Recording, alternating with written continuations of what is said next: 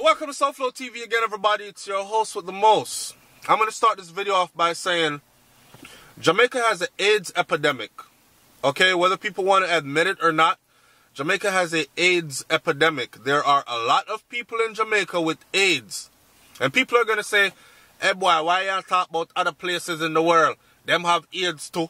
Just like when I address the crime issues and violence, especially the killings in Jamaica, they say there are always one or two that come and say stuff like, hey boy, stop making Jamaica look bad. People get killed everywhere. Well, I'm not from everywhere. I'm from Jamaica. I might live in other places, but I'm from Jamaica. You understand? So, I have vested interest in addressing that. Besides, my platform is largely Caribbean-based, so I could go off and say there's an AIDS epidemic in the Caribbean.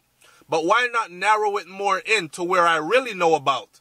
So I don't have somebody from Antigua, Guyana, Grenada saying, don't talk about my place, boy. You're not from here. So I'm speaking about Jamaica. Alright. So, I'm reading this. Big up to the loop again. Symposium sheds light on HIV stigmatization, discrimination in Jamaica. And the first time I saw that, I thought to myself, I have something to say about this. In 2018, in a world full of information, there are still people out there that hold all kinds of stigmas and superstitions when it comes to HIV and AIDS. And all this has led to is the spreading more of HIV and AIDS. And we're going to talk a bit about that, as well as about our society, our cultural norms that has also led to the inflation of HIV and AIDS within our society. So this article says, let me read a little bit for you first, and then I'm going to give my personal opinion. Jamaica AIDS Support for Life on Tuesday hosted a symposium at the Jamaica Pegasus Hotel aimed at highlighting the level of stigma and discrimination that individuals living with AIDS and HIV face in Jamaica. The event also looked at how legislations will help to allay these difficulties. So, is there proper medical care for individuals with HIV and AIDS on the island? But before we talk about proper care for people with HIV and AIDS, we can't skip past. We have to address the behaviors that contribute to the spread of HIV and AIDS. Right? Alright. Joining the non-government organization at the symposium were other Jamaican NGOs, other NGOs are non-government organizations. Non-government organizations. So the government is not in this. Members of the diplomatic community, Ministry of Health, and other ministries, regional health authorities, Norman Manley Law School at the University of the West Indies, and members of the private sector. Alright. The topics that they discussed were stuff like advancing human rights to accelerate the HIV response, Enforcing Mechanism and Human Rights Commission, STD specialists and dermatologists, and all other kinds of things. There were also two panel discussions. The first engaged affected the infected HIV individuals, affected and infected. So affected are those who are affected by those who are infected. You understand? So, for instance, here's a breadwinner of a family. But he has some ulterior lifestyle his family does not know about, and through that, he catches HIV. Now you have a family that is affected by him being infected.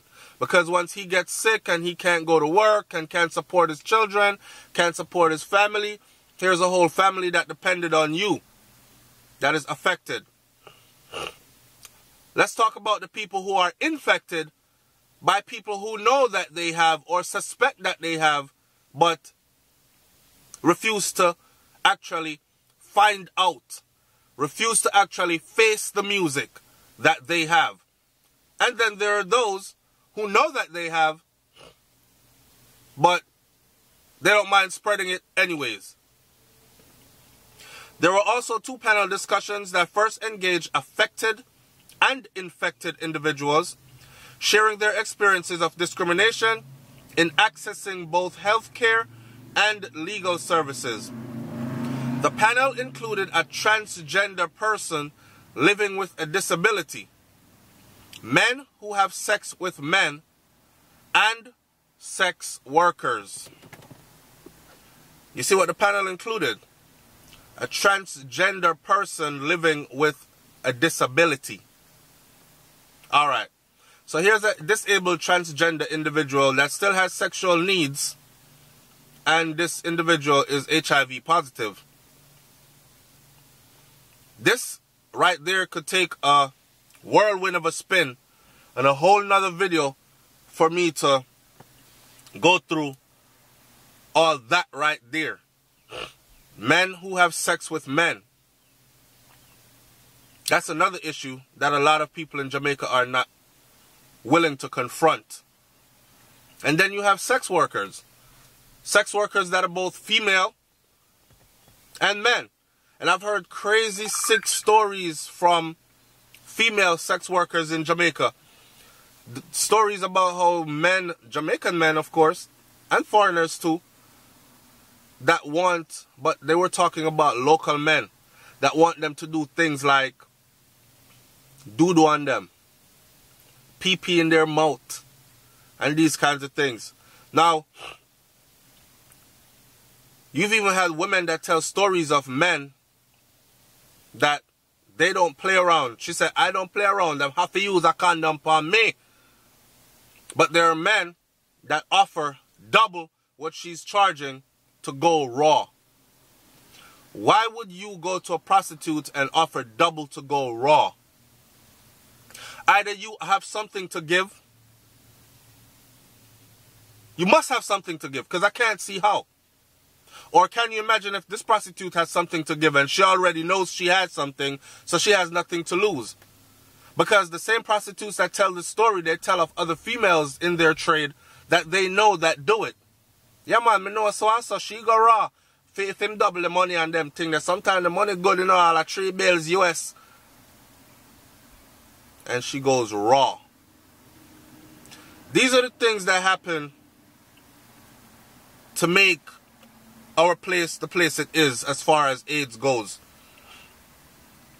This symposium is geared towards highlighting some of the challenges we have found around stigma and discrimination, and looking at how outside of public education, sensitization and sharing correct information, how we can get our legislator more involved in the process of ending stigma and discrimination. Alright, so it seems like their biggest concern was about stigma and discrimination. Right? Stigma and discrimination. I am more concerned about bringing everything to the light in an age where everything should be out in the light anyways. We no longer live in the dark ages, man. Anything that you think of in your mind and you type it into Google search, you're going to get not only words, you're going to get pictures and videos, right? So there's nothing out there that anybody doesn't know if you don't want to know. I don't know how this is the thing about Jamaica right here. You see our party culture, music, and I've said this before, and this is not blaming it on the music itself. It's blaming it on a system that's been set in place. We go out, we party. You know Jamaica nice. You know the weather nice. Liquor busting on my head. Girl lay down and just sleep with man and not even care if the man have, or sex man and not even care if the man take out a condom and put it on. He is highly inebriated. Weed, alcohol, all kinds of drugs in your system. And now we have, and I'm going to address this in a whole different video, all these other foreign drugs that are in Jamaica and mashing up the place. And we're talking about like popping, Molly, and all these other things. So you have, I mean, I've seen some videos out of Jamaica recently. I know y'all seen it, where the girl take off her clothes and she looks like about 290, 350 pounds. Take off her clothes, big titties swinging out in the streets, just skin out and rolling. And you know these women go home and have sex with somebody, right? Or you know these women end up at some man's yard or in a some man's car back.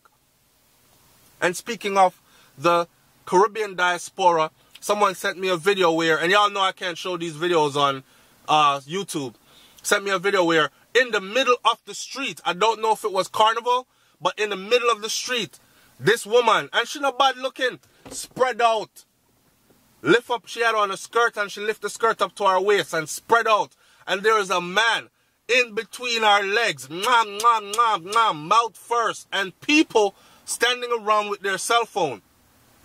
Normal culture. There's another video that I did a story on YouTube where I couldn't believe what I was seeing, and I think I titled that video Jamaica Gone to the Dogs or Jamaica No Morals or something, where they were having a pool party, right? And they had this makeshift pool, and there's a woman in the pool, and I'm looking at the crowd because I'm saying, okay, this looks like a sex party about to go down in the middle of the day, but I see children around. They picnic them, the children have out their cell phone at the party. This is broad daylight.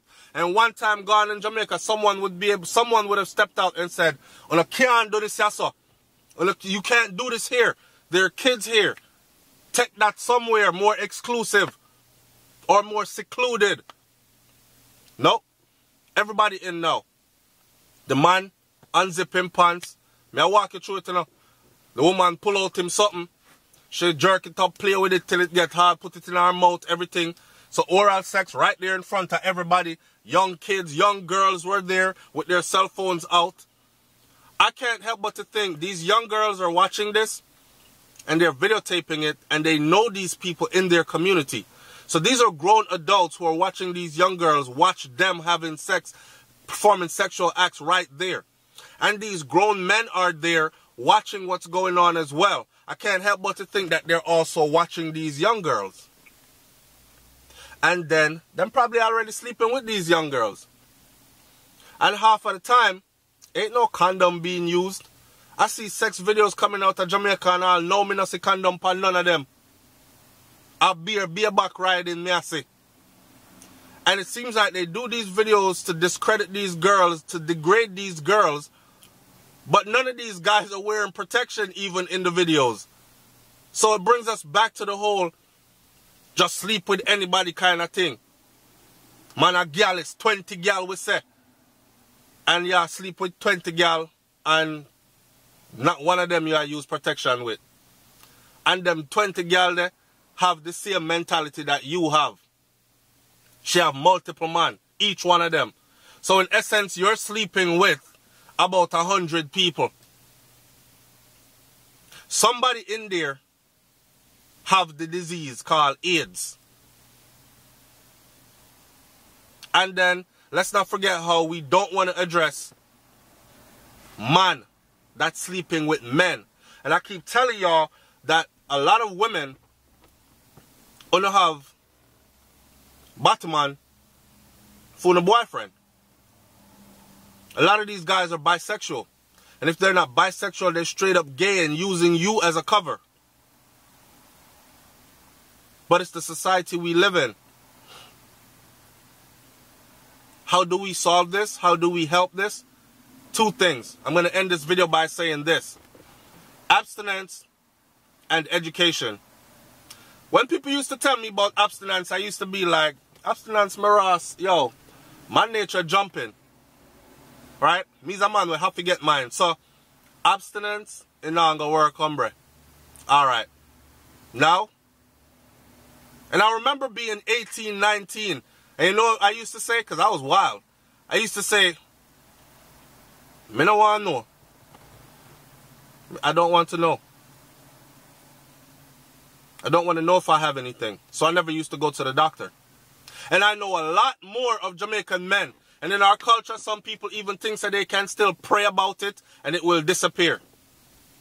I know a lot of Jamaican men and women that still don't want to know. So check it. Two things you can do. Well, three. One, go get tested. Because when I joined the army, I had no choice anymore. Right? I had no choice anymore. I was tested twice a year. You had to do blood work twice a year. So that in itself was a blessing in disguise. And the first time I took an AIDS test, I was 18. And I was 19, sorry. And I was like, oh God, I don't know if I come back positive. But if I do, I have to go deal with it. No. Boom. Nope. Good. All right, but it could lay dormant in your system for a number of years before it manifests. Year after year after year. And in the meantime, I cleaned up my act. Stop sleep around and be loosey-goosey and all these things. Or if you're going to do it, if you're going to mash your works, as we say, you'll have protection. Right? And that's what I did. And years went by till I calmed down and changed myself. And now I'm the type of person who I want to know. I still get tested because I still now deal with the VA, which is the Veterans Association in the United States of America, which requires me to get tested once a year. So I still get tested once a year. Plus, when I take a job, contract in my field of employment, in my career field, it's required that I get tested on a regular basis.